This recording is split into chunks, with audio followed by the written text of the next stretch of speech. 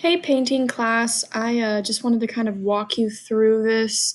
Your new project is making a name project, a name page. And although you can do it physically at home with paper and markers or color pencil or paint or whatever you have available, that's fine. You could also do it online. There are tons of free drawing apps online, but this one is the easiest. And I just want to be able to show you kind of a base point. If you want to use something else, I'm so okay with that. With this being so easy and simple, your piece is likely going to look very simple. So I don't want you to have super crazy high hopes for this. If this is your first time using this, simple is fine. Remember to consider color and how you can use that creatively.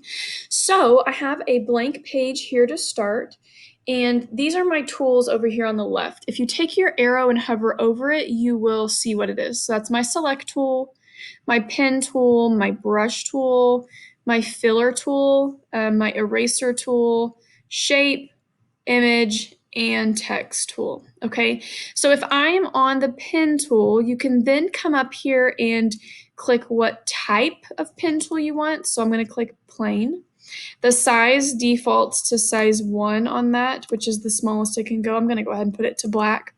So it's very small, okay? Opacity is at 100%. That means how dark and vivid you can see the color that you have chosen.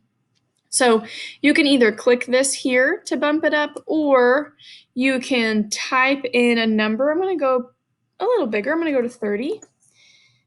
And I click off of that, and then it starts working again. Okay, so I can just start. How's it going? The bigger it gets, you can see my movements a little bit easier. There's sketchy. You can go nice and small, or you can slow it down and you really start to get those textures. The faster you go, you don't see them as much, okay? And then you have tons of choices here. Then you can go to your brush tool. Same thing, your different styles are right here under this tab. So say I have this butterfly here. My opacity is only at 11. That's very light. You might not even see it. It's very small right there. So we're gonna bump this up a little bit. Remember, you can use this tab or you can type it in and it starts to get a little darker. If you overlay things at a light opacity, you can see that those overlaps start to get darker, okay? Now, when you are first playing with this and it's looking a little messy like me, come up here and hit this file button and you can hit clear, okay? And then you have a fresh start.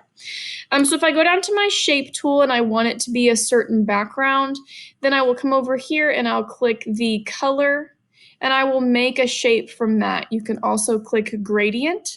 Gradient is fading from one color to the next, so you'll go right here and click that one, and there's my color section.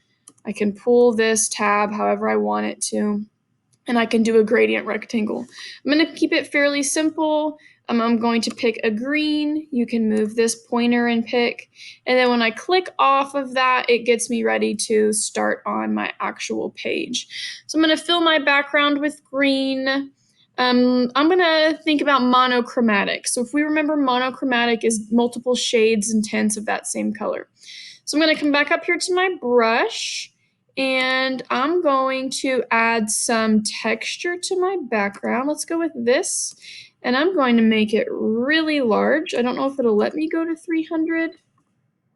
It does. Okay, I'm going to pick a new green that's a little bit darker, and my opacity is light, and that's how I want it. So now you can see I have this background that is going here, okay?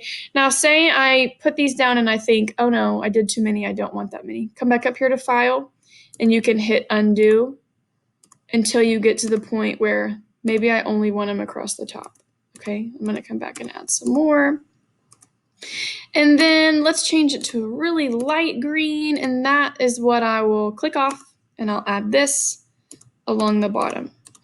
So you're just going to play with this, and then you can come through here and you can go back to your pen tool. You can pick something to write your name. Now remember, when you write your name, this is going to be not what we're used to, okay? So if this is my D for Daffin, remember this is all a learning curve. I'm doing mine in cursive. When you are done, you're going to come up here and hit export, and it will save.